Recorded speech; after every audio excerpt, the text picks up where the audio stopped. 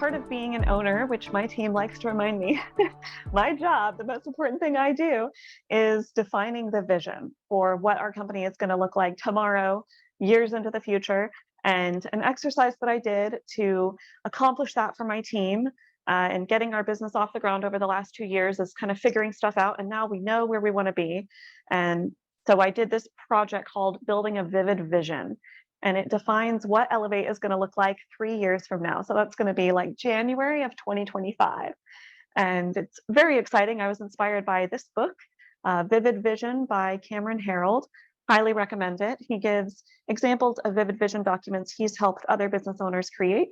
And it was very introspective. The whole process, my assistant said, for me, the way I process this is like birthing a baby. And I was like, well, I don't know. I've never had babies.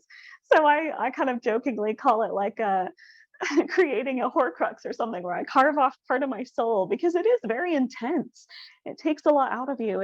It's not easy, but we do it for a very important reason, and that is to communicate our story of what we're doing as a company. It benefits our employees and future employees, current and future, and also our partners, our vendors, and most importantly, our clients. Because we are building something amazing at Elevate and we want to share it with the world. So I'm going to do that now. I'm going to share screen and show you the vision document that we created.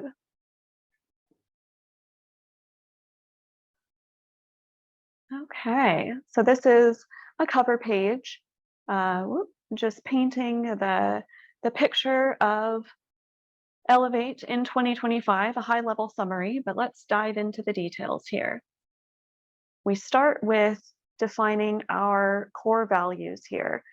So vulnerability is a big one. That's been one of our core values from day one, that to even work on exit planning and financial planning for yourself as an advisor, it takes a certain amount of being able to open up and share things and have a growth mindset about achieving your goals. Means sometimes asking for help and getting people onto your team to achieve the things you want to achieve in life. And then also stewardship. That's the one that has changed as we've finally cemented our core values, but it's completely indispensable. I think understanding that the business that I own is one day going to exist without me changes how I manage it. And that is a total shift in mindset of like looking at my balance sheet as also including my values and my business and all these things that I need to shepherd and take care of. And I think that changes what it means to be a part of my family personally. And then for my business, what it means to be a part of the team. And for our clients, it's an important one as well. So this fun graphic I just have to share briefly is from Hamilton. And I like to share in my presentations at conferences and whatnot that the story of Hamilton, about how George Washington passed on the governing of a nation to the next generation, was so inspirational and successful that I tell that story a lot. And it's also, it feels like a very positive image. So a fun one to put on the vision. And then we have more about our team. We operate according to the EOS model. So I provided a little summary of what that means for people who aren't familiar. And I took a page out of the old financial planning book about the 3 activities of daily living. I think with long-term care or maybe disability benefits, sometimes it's the 6 activities of daily living. I think there are 6, maybe 5 or 6. And for us, it's 3. We have 3 ADLs, which is collaborating, documenting our processes, and delegating. And hopefully our team members do these 3 things every day. And I'll just mention as a side, all of the graphics, the paintings on here were done by my grandma. This one's my granddad and my brother. And this one's me when I was little at the beach. So a little bit of a personal culture injection here. We use these images in a lot of our marketing, but it also makes the vision document come alive. And then our benefits is very exciting. To be, I perceive, a real company, you have to offer benefits. And some of those are going to be health insurance, a retirement plan, and one day a sabbatical program, but not within the next 3 years. Within the next 3 years, though, I would like to get us all employees of Elevate, including myself, down to working 30 hours per week. And the logic behind that is that working in a virtual world is a stretch. It's not the same as going into the office, and it can be more taxing. So I think that is the goal, that anyone can work less than that, but that no one is working more than that on average. So if we do have a stretch week where we need to put in a few extra hours, that it's not taxing on our family and our life boundaries. And now we have this little page about our clients where we reiterate our core values from a client's perspective. And this just describes what a good client, what we call a good client, and from the client's perspective, what it's going to look like working with us and how to know that they're going to be successful. And the way you know is if you share these core values and think about your life and business this way. So that's very fun. I love that page. So I get a lot of questions around what is it that we do? What is exit planning for advisors? And there's a lot of confusion around what is financial planning for advisors themselves. So I've just defined those two things here in clear terms as we've gotten more clear on the work that we're doing and our ideal clients. And this is a painting I have hanging behind me here that my grandma did of my dad carrying me on the land where he built our home in Kansas, where I grew up. And we've all since moved to Oklahoma, but that's also a nostalgic picture and very, I think, ties into the financial planning and the exit planning mentality across the generations. So I feel like it kind of helps tell our story. Since we launched 2 years ago, we now know that we want to provide services to clients in a more structured way, and we know what that looks like. We've had enough calls with clients to figure that out, and it's going to start with our packaged services. So I've been getting questions from advisors that fall into somewhat categories, and I can put together packages that addresses those specific questions. So these are the packages for exit planning on the left and then financial planning on the right. And some of these packages are already live, and some of them will be built out over the next 3 years. And some of the financial planning ones are ones I'm more excited about sometimes. It depends on the day, because advisors don't always know the type of financial planning that they need. And so I think this will address the different problems that we all have at different points in our life.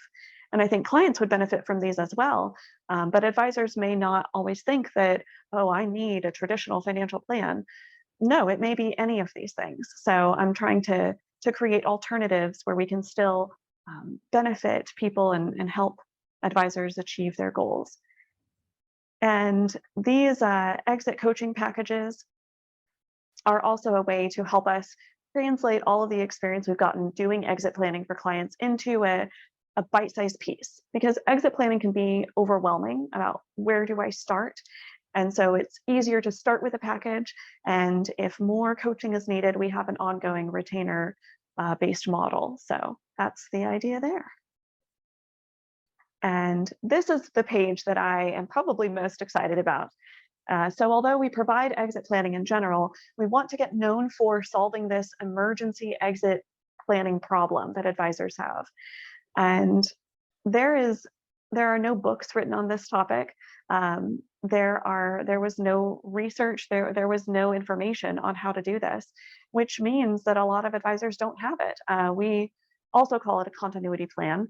And when you launch your firm, you're required by the regulators to have a continuity plan. And a lot of us just put the name of someone in our operating agreement who would be contacted if something happened to us. But that barely touches the surface of the magnitude of this problem and how complex it is to solve. So as we've talked with advisors, we found that the number one reason advisors don't have an emergency exit plan is that they don't know who their continuity partner should be. So we've been doing some volunteer work with the NAPFA group to kind of build out a survey that would match people who have similarities and provide a forum for them to become emergency exit partners. So this is something we want to build out into an actual website platform where people can go to our website and find this platform and get registered and match with someone. They don't have to wait on me to reopen the NAPFA survey every year. And then we also have emergency exit legal templates. And these are Think about it as like a vanilla estate planning or a trust and wills estate planning, where they've made it very simplified for the average person and cheap for the average person to go get their estate documents done. We don't have that for emergency exit planning for advisors. So that's what we want to do. We've been collaborating with attorneys and doing research and presenting at conferences and hearing all of the questions and the problems that need to be solved. So we're going to be working on this. It will not spit out finalized legal documents. They will still need to be reviewed by your attorney, but we're hoping that it will significantly cut down on the cost and make it much more simple. So that you don't have to not every advisor has to reinvent the wheel when they're doing their documents. And once we hit January of 2025, our vision will then include building out a platform where we could actually substitute an emergency during an emergency exit plan, substitute your continuity partner into your firm. And that may also be used for other things like our leave program that we want to build out. That'll go hand in hand. So this kind of provides, yes, our 3-year goals, but then even a glimpse of what we're going to be working on after that. And it's all about this emergency exit planning problem that we're looking to solve. And since there are no books on this topic, we want to write our own book. I've been doing some research. I'm looking over here because it's my business library off to the side. And I have a short book by Mike Capuzzi on how to write a 100-page book, a short book or a shook. And I think that's what we want to write to solve this problem. So that will be a project we do as well. Last but not least, we have an other success criteria page. Financial advisors are all about setting goals, right? Well, here we go. There is our emergency exit plan. Ideally, I would like to be able to practice what we preach and have a business that is a real business with an internal emergency exit plan, emergency succession plan, and all of that. So that's a project we're going to be working on. We have to build out our processes and build out our team to be able to pull that off, and that'll probably take us about 3 years. Our 10-year goal is to get known for being the emergency exit planning solution for advisors themselves, and also to change the profession of financial planning into an industry by making it an expectation that we practice what we preach. We are consumers of our own services. And so it should be a standard that every advisor hires their own financial planner. And that can look any number of ways, but I think that kind of as an expectation is going to improve the mental and emotional and financial health and even relationships and professional health of all of the advisors in the industry. I'm very excited about it. I could go on and on about the positives of hiring your own advisor, but you'll have to watch another video on that later. So that's one of the things we would like to achieve in the next 10 years. And it wouldn't be success without noting our personal criteria of success here. So this is for me and my husband, that we need to be healthy and balanced in our life to be able to bring our best to work and our clients and our team every day. So for Elevate to be successful, we have to be successful. And that means defining what our success looks like with our own financial advisor. And I put on here that we would like to adopt from the Philippines and travel to France one day, buy a second home there in France. And that's not to say that we have to achieve those things in the next 3 years, because that's not feasible, but that we are making progress towards those goals by working with our own advisor.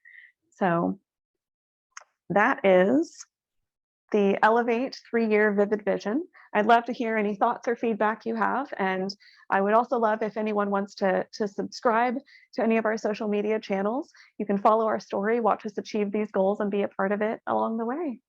So stay tuned for future videos, and I look forward to seeing you soon.